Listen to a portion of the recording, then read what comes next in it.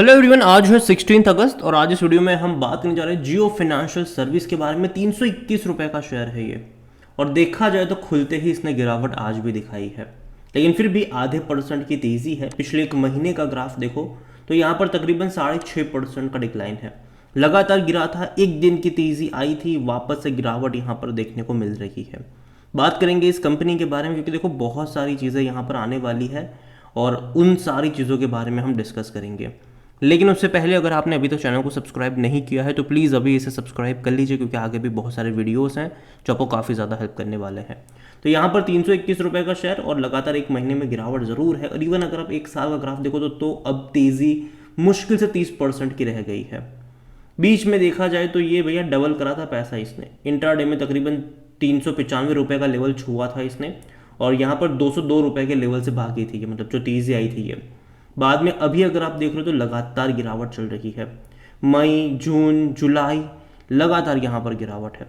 लेकिन मुझे लगता है कि शायद इस महीने के एंड से शायद वो गिरावट कम होनी चाहिए या फिर एक तेज़ी इसको मिलनी चाहिए। रीज़न सिंपल सा है कि भैया पहली एनुअल जनरल मीटिंग है इसकी 30 अगस्त को, ठीक है। और जब ये अपडेट आई थी मैंने आपको बताया भी था कि 30 अगस्त को एनुअल जनरल मीटिंग है, वीडियो कॉन्फ्रेंसिंग के थ्रू ये सारी चीज़ें होने वाली है। और यहाँ पर अगर आप देखोगे तो बहुत सारी चीज़ों की अनाउंसमेंट मैं एक्सपेक्ट कर रहा हूँ इस एनुअल जनरल मीटिंग से, क्योंकि इस मीटिंग में बहुत सारी चीज़ें अनाउंस होगी। क्योंकि देखो इस कंपनी के अंडर में ना बहुत सारे बिजनेस होने वाले, इसमें कोई शक नहीं है। चाहे वो इंश्योरेंस का हो, चाहे वो म्यूचुअल फंड का हो, चाहे वो ब्रोकिंग का हो, चाहे वो क्रेडिट कार्ड का बिजनेस हो, या फिर चाहे वो और मतलब और इवन लेंडिंग का भी बिजनेस यहाँ पर क्यों ना हो। और बहुत सारे अरेंडिंग इवन रेंटिंग के बिजनेस भी यहाँ पर होने वाले हैं। तो बहुत सारे बिजनेस है यहाँ पर, बहुत सारे। तो उसको लेकर मैं बहुत सारी अनाउंसमेंट एक्सपेक्ट ज़रूर कर रहा हूँ। लेकिन यहाँ पर अगर आप देखोगे तो एक और बड़ा जो इनका बिजनेस होने वाला है जियो फाइनेंशियल्स में, स्पेसिफिकली ब्रोकिंग का, तो यहाँ पर बहुत सारे एडिशनल पर्क आपको देखने को मिलेंगे, क्योंकि बहुत सारी चीज़ें इन्होंने अंडर में रखी हुई है। जैसे कि इन्होंने अपने फाइलिंग में कहा था कि जियो फाइनेंशियल सर्विस जो है इन्होंने ब्लैक रॉक के साथ पार्टनर करा है, जो कि भैया दुनिया का सबसे बड़ा इन्वेस्टर है। यहाँ पर द पार्टनरशिप अनाउंस जो कि जुलाई में हुई थी 2023 में, और कई सारी चीज़ें यहाँ पर ऑफर करी जाएगी। और यहाँ पर देखो तो Jio financial has outline that the proposed broking service will be enable client to invest in stocks, bond, mutual funds and other securities backed by expert investment advice and comprehensive market research। इन्होंने app भी अपनी launch करी है, ठीक है, और वहाँ पर बहुत सारी चीज़ आपको प्रोवाइड मिलने वाली है। इवन बॉन्ड्स का भी ऑप्शन होगा, म्यूचुअल फंड, सब कुछ एक ही जगह पर आपको देखने को यहाँ पर मिलने वाला है। The company also highlighted that a fund management service offered through this joint venture would be benefit high net individual। जो high net individuals है उनके लिए भी बेनिफिट ये होने वाला है। और यहाँ पर एक और बड़ी चीज़ जो मुझे अच्छी लगी वो ये है, the companies investment service will include saving and deposits account with Jio payment bank, ठीक है। तो यहाँ पर जो आप इन्वेस्ट कर रहे हो उसके लिए आपको अपने जियो पेमेंट बैंक में आप अपना पैसा सेव भी कर सकते हो और इवन डिपॉजिट्स भी कर सकते हो, और वहाँ पर डिपॉजिट्स पर आपको इंटरेस्ट रेट भी मिलेगा, इंटरेस्ट भी यहाँ पर आपको मिलेगा। The proposed asset management company Jio black rock will provide investment opportunities through the joint venture. और यहाँ पर देखोगे तो भैया एक तरीके से इन्वेस्टमेंट जर्नी को चेंज करने वाले हैं ये लोग, और ये बहुत बड़ी बात होने वाली है। और शायद उसी को लेकर मैं एक्सपेक्ट कर रहा हूँ इनकी एनुअल जनरल मीटिंग में कुछ बड़ी अनाउंसमेंट मैं एक्सपेक्ट कर रहा हूँ इन्हीं से जुड़ी हुई। जहाँ तक वॉल्यूम्स के बारे में देखें तो तकरीबन 30 लाख के आसपास के शेयर यहाँ पर ट्रेड होते आज नज़र आ रहे हैं। मार्केट जस्ट अभी खुला है, यहाँ पर ऑल टाइम हाइस का 395 का रहा, लो तकरीबन 202 रुपये का रहा। मार्केट कैप 2 लाख करोड़ के आसपास देखने को मिल रहा है। कंपनी के बारे में अगर देखा जाए तो according to money control user 100% लोग कह रहे खरीदारी करो, बेचने की बात कोई नहीं करे, मैं भी नहीं करूंगा। इवन मैंने पहले भी कहा था कि हर 10% के डिक्लाइन पर ऐड करने के मौके ढूंढने चाहिए, हर 10% के डिक्लाइन पर, ना कि 2-3 रुपये गिरे और आप यहाँ पर एवरेज करने लग जाओ, वो मत करना, वो मैं कई बार बोल चुका हूँ। और कंपनी देखो डिविडेंड तो अभी पे नहीं कर रहा है और मुझे लगता भी नहीं कि पे करेगा। रीज़न सिंपल सा है कि अभी रिसेंट ये बाजार में आए हैं, इनका मेन फोकस है अभी ग्रोथ की तरफ। कई सारे बिजनेस पे कंपनी फोकस कर रही है, इवन डबल डाउन कर रही है वहाँ पर। तो देखना इंटरेस्टिंग होगा कि क्या होगा वहाँ पर। और दूसरी बात, जब कंपनी बहुत सारा पैसा अभी स्पेंड कर रही है तो ये सही भी नहीं होता कि डिविडेंड के थ्रू उसको निकाल लिया जाए। और जहाँ तक वैल्यूएशन की बात करी जाए तो 128 का पी है जो कि काफ़ी महंगा है, लेकिन हमें समझना होगा कि कंपनी का जो बिज़नेस है वो अभी इनका लेंडिंग वाले बिज़नेस से ही आ रहा है। अगर आप इनके नंबर्स भी देखोगे तो वो उतने ज़्यादा आपको अच्छे लगेंगे भी नहीं। जैसे कि इनका रेवेन्यू मुश्किल से 480-490 करोड़ का है, प्रॉफिट 300 करोड़ में सिमट रहा है।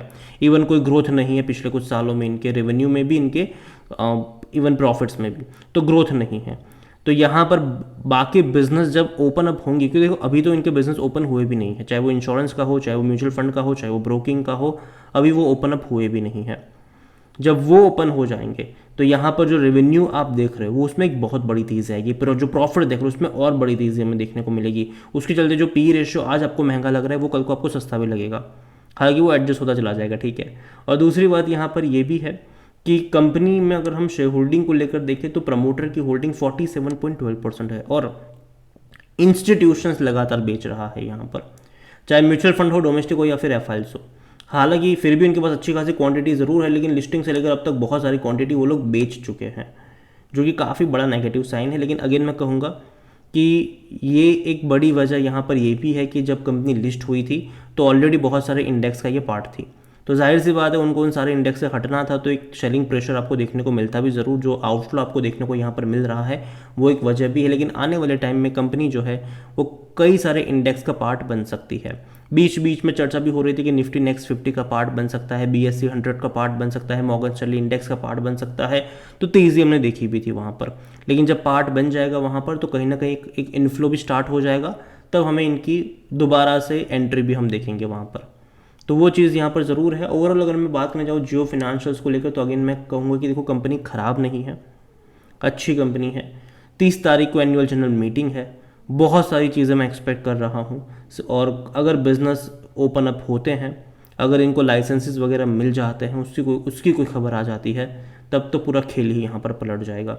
मैंने पहले भी कहा था कि यहाँ पर गिरावट कहाँ तक जाएगी मैं नहीं जानता हूँ, लेकिन हर 10% के डिक्लाइन पर ऐड करने के मौके ढूंढने चाहिए। इवन जब लंबे समय तक ये 200 से 220 की रेंज में था तब भी कई मतलब मेरे वीडियो से कि खरीदारी करो, कोई दिक्कत नहीं है।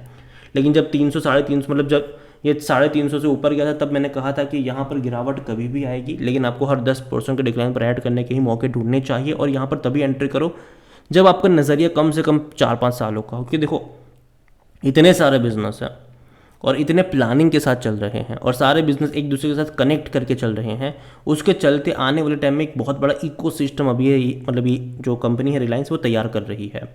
और उसका फ़ायदा ये होगा कि जितनी भी कंपनीज आज यहाँ पर है, हो सकता है कि 5-6 सालों बाद वो सारी कंपनी अलग अलग होती भी नज़र आए, डीमर्ज होती नज़र आए, तो बोनस का खेल भी तब चलेगा वहाँ पर, ठीक है।